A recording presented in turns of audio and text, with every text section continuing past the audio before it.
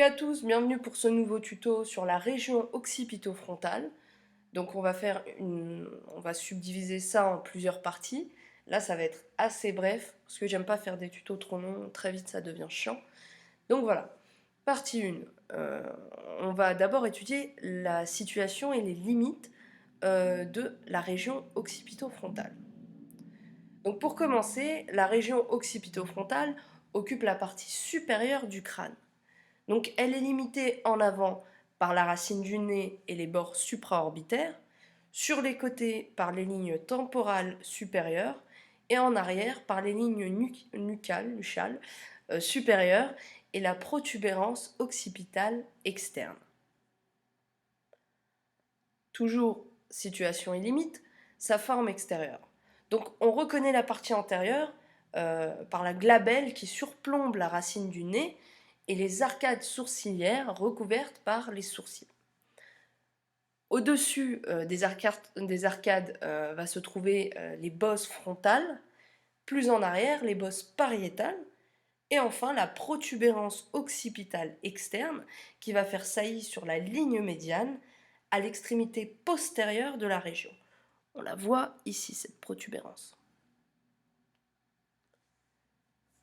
On continue, constitution cette fois de la région occipito-frontale.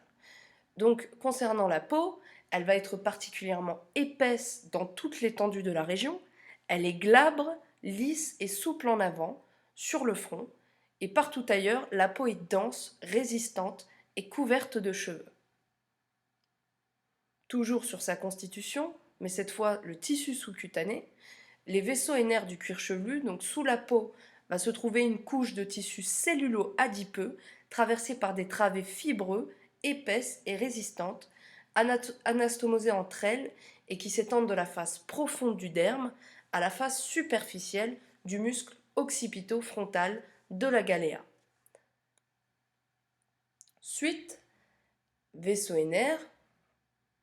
Donc, les vaisseaux sanguins et les nerfs vont tous converger de la périphérie, voyez, vers le centre de la région.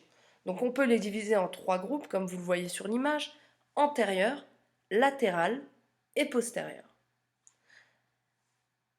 Maintenant, pour finir, toujours sur les vaisseaux et nerfs, le groupe antérieur va comprendre un pédicule supraorbitaire formé par le nerf supraorbitaire et par les branches superficielles de l'artère et des veines supraorbitaires. Ces vaisseaux et nerfs passent de l'orbite dans la région occipito-frontale en traversant le foramen supraorbitaire qui est situé à 3 cm de la ligne médiane. Deuxièmement, un pédicule supratrochléaire placé un peu en dedans du précédent, il va être constitué par le nerf supratrochléaire et par les branches superficielles de l'artère et des veines supratrochléaires internes. Donc voilà pour cette première partie, et je vous dis à très bientôt pour la deuxième partie sur la région occipito-frontale.